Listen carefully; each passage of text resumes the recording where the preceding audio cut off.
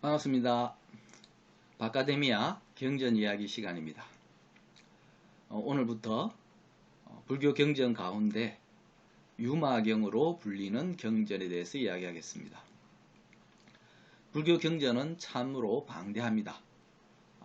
대부분의 경우 석가모니 부처가 설한 내용으로 이루어져 있습니다. 당연히 설한 주체는 석가모니 부처입니다.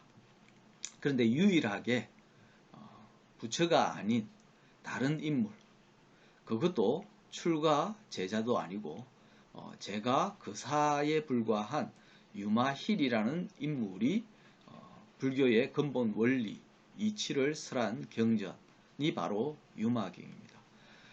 유마경은 흔히 이제 알려진 것으로는 유마힐 소설경입니다. 구마라집이 번역한 경전이죠. 그 외에도 정명경 등 여러가지 다른 이름으로 불리는 경전들도 있습니다.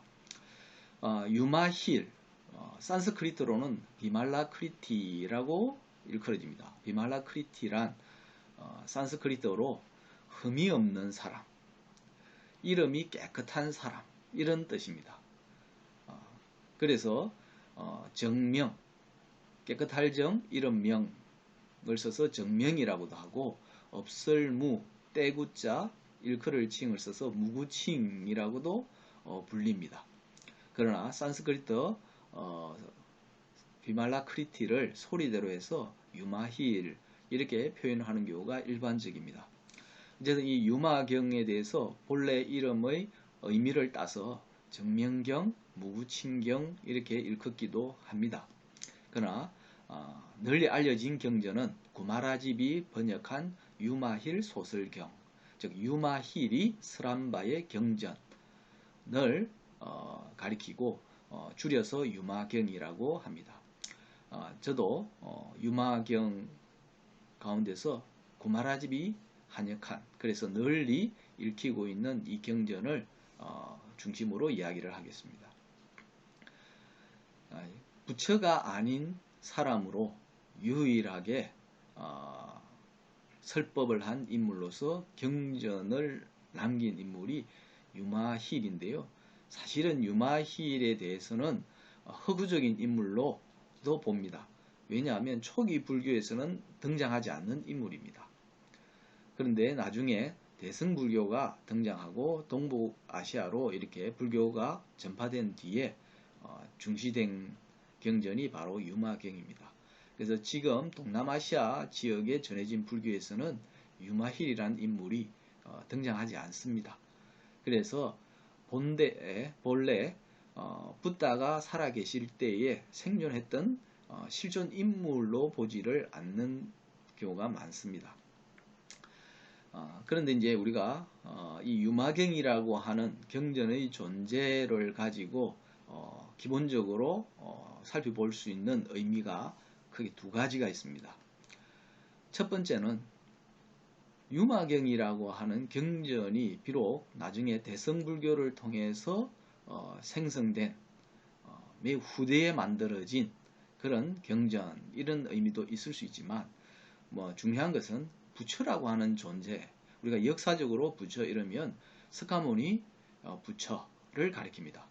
그런데 부처 또는 붓다라고 하는 이름은 깨달은 사람, 깨달은 분을 뜻합니다.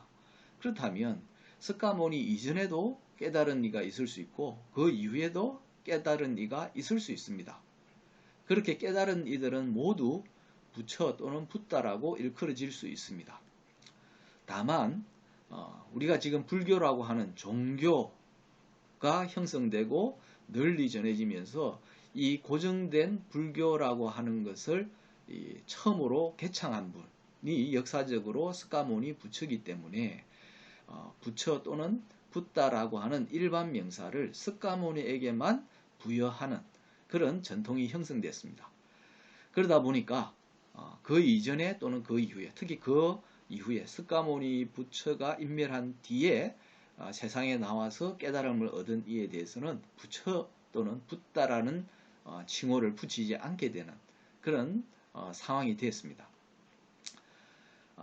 그런데 이러한 상황 속에서 석가모니 부처 이후에도 얼마든지 부처가 있을 수 있다 라고 하는 것을 어떻게 보면 은근히 주장하고 강조하는 경전이 유마경이다 이렇게 말할 수 있습니다. 그래서 유마거사라고 일컬어지고 유마붓다라고 말하지 않을 뿐이지 사실은 이 유마경이라고 하는 경전의 내용을 찬찬히 살펴보고 엄미해 보다 보면 주로 설한 인물이 유마힐이라고 하는 사실만 빼면 석가모니 부처와 거의 다를 바가 없다 하는 것을 느끼고 알 수 있습니다. 그래서 유마경이라고 하는 경전의 존재는 다른 어떤 경전과도 다르게 말 그대로 교조 이외의 인물이 설법을 할 수 있고 그 설법한 내용이 경전의 반열에 오를 수 있다라고 하는 매우 열려있는 시각, 개방된 시각을 담뿍 보여주기 때문에 의미가 매우 큽니다. 뿐만 아니라 꼭 출가자가 아니래도 유마거사처럼 제가 수행자라도 일상생활을 영위하면서 얼마든지 깨달음을 얻을 수 있고 부처가 될 수 있다라고 하는 그런 사례를 보여주는 경전이기 때문에 또한 의미가 매우 큽니다. 이런 점에서 유마경은 제가 불자들에게 특히 중시될 수 있고 또 널리 읽힐 수 있습니다.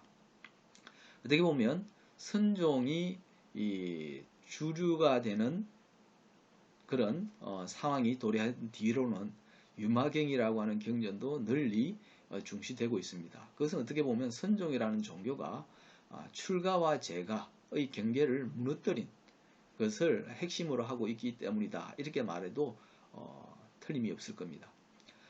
사실은 출가한 성녀로서 선성들은 출가자라고 하는 명목상의 이름은 있지만 실질적으로는 이 출가자와 제가자 사이의 경계를 허무는 데 큰 역할을 한 인물들이 바로 이 선사들입니다. 그러다 보니까 이 선종에서 유마경은 특히 의미를 갖는다. 이렇게 말할 수 있습니다. 다시 한번 말씀드리면 이런 유마경이라고 하는 경전은 출가자보다 제가자가 훨씬 많은 그런 불교의 역사나 전통에서 보면 제가자들을 위해서 제가자들이라도 누구나 부처가 될 수 있다고 하는 그런 희망과 전망을 보여주는 경전이기 때문에 매우 가치가 있다 하는 것입니다. 그리고 또 한 가지 중요한 의미가 있습니다. 어떻게 보면 첫 번째와는 좀 반대되는 그런 의미다고도 할 수 있죠. 뭐냐면 석가모니 부처 이외에 부처의 경지에 이른 사람이 유마 외에는 없는 것처럼 보인다 하는 거죠. 즉 석가모니 부처가 설법한 것 이외에는 유마힐이 설한 바의 경전만 유일하게 있다. 이것은 누구나 깨달음을 얻어서 부처가 될 수는 있지만 실제로 역사 속에서 그렇게 된 인물들은 극히 적다라고 하는 것을 나타냅니다. 그러나 아이러니하게도 이것은 유마힐이 제가자이기 때문에 즉 제가 수행자가 깨달음을 얻어서 부처가 되기 어렵다라고 하는 사실을 말하는 것이 아니고 제가자든 출가자든 누구든지 깨달음을 얻어서 부처가 되기가 쉽지 않다라고 하는 것입니다. 우리가 보통 선종의 경우에 화두를 들고 화두를 잘 참고하면 깨달음을 얻을 수 있다. 특히 단박에 깨달을 수 있다. 라고 하는 이야기를 많이 합니다. 꽤 희망적인 이야기이기도 하지만 한편으로는 불교의 철학을 즉 붓다의 가르침을 오독하고 곡해하는 것일 수도 있습니다. 불세출의 수행자인 석가모니조차도 출가한 뒤로 무려 7년이 걸려서 깨달음을 얻었습니다. 그런데 그 이후에 그만큼 뛰어난 자질과 그 다음에 철저한 수행을 하지도 않으면서 마치 단박에 깨달을 수 있다라고 생각한다면 이것은 매우 위험한 발상이다 하는 거죠. 유마경이라고 하는 경전 이외에 다른 제가자나 또는 출가자의 이름을 내건 경전이 없다고 하는 사실, 이것은 깨달음은 결코 그렇게 만만한 게 아니다. 물론 전혀 불가능한 것도 아니지만 쉽게 생각해서는 안 된다라고 하는 것입니다. 물론 첫 번째 의미와 두 번째 의미를 다 포괄해서 깨달음의 세계란 어디서 이루어지느냐 하는 문제에 있어서 깨달음이란 세간과 출세간의 경계를 넘어서는, 또는 그 두 개를 아우르는, 어떻게 보면 매우 소박하고 평범해 보이지만 우리의 일상 속에서 이루어지는 것이고, 일상 속에서 얼마든지 구현할 수 있는 것이 바로 깨달음이다 하는 겁니다. 유마거사는 바로 일상을 영위하면서 다른 이들과 마찬가지로 똑같은 감정적, 이성적 또는 온갖 사물과 현상 속에서 살아가면서 깨달음을 추구했고 깨달음을 얻었던 인물입니다.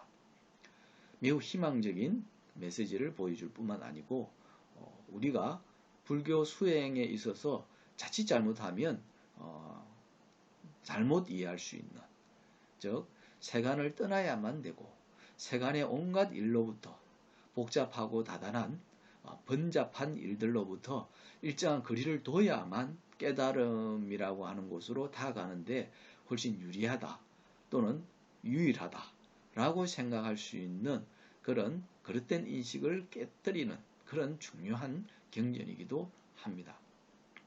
그래서 이런 유마경은 특히 제가 수행을 하시는 분들에게 있어서는 주요한 어떤 기준점을 제공해 줄 수 있다 하는 점에서 깊이 들여다볼 만한 가치가 있습니다.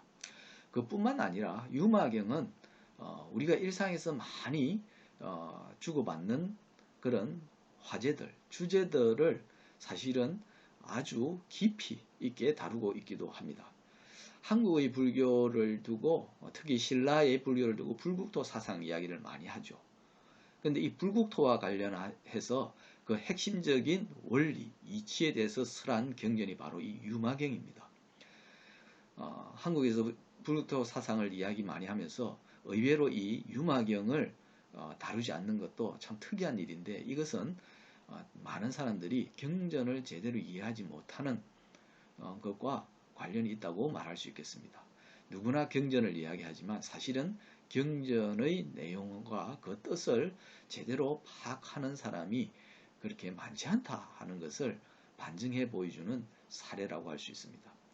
그리고 우리가 선종이 발달하고 난 뒤에, 또 선종이 주류가 된 뒤에 많은 이들이 명상수행을 하죠. 흔히 이제 참선 또는 좌선 이렇게 말하고 있습니다. 바로 이 참선이나 좌선에 대해서도 유마경에서는 매우 핵심적인 이야기들을 들려줍니다. 그래서 이 유마경은 선종과도 아까 밀접한 관련이 있다라고 말했듯이 그 내용에 있어서도 선종에서 중시하는 바와 서로 상통하고 있다 하는 것을 말할 수 있습니다. 그리고 우리가 이제 선종의 큰 스님이 머무는 곳을, 또는 큰 스님을 방장이라고 일컫죠. 방장이란 말이 유래된 것도 바로 이 유마경입니다. 앞으로 이 유마경의 내용을 하나씩 거론하면서 유마경이 실제 어떤 불교 교리를 생생하게, 생동하게 담고 있는지 살펴볼 생각입니다. 오늘은 유마경에 대해서 널리 알려진 사전적인 의미가 아니고 유마경의 역사적 또는 철학적 의미에 대해서 간단하게 말씀드렸습니다. 다음 시간부터는 유마경의 내용으로 들어가서 유마경에서 말하고자 하는 바가 뭔지, 또는 은근히 우리를 일깨워주는 바들이 뭔지를 하나씩 살펴보도록 하겠습니다. 오늘 이야기는 여기까지입니다. 승불하십시오.